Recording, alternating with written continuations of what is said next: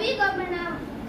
मैं कक्षा छठी का छात्र अपने सहपाठियों के साथ आपको एक संस्कृत में गीत सुनाना चाहता हूँ। उससे पहले उसका अर्थ मैं हिंदी में सुनाना चाहता हूँ। कृपया ध्यानपूर्वक सुने। हम सब भारतीय पराक्रमी धीर वीर धैर्यशाली अतः पूर्ण रूप से गुणशाली बलशाली और विजेता है। हम दृढ़ मन वाले लोग रहित साहसी अत्यधिक भावुक शुभ चिंतक जन सेवक हैं।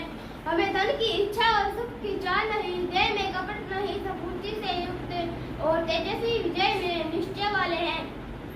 हम पालक नीतिमान दृढ़ शक्तियों वाले विजय को चाहने वाले युद्ध के मैदान में जाते हैं। हे जगदीश, हे परमेश, हे शक्ति परमात्मा, हमें परम उज्ज्वल शुभ और विजय दो।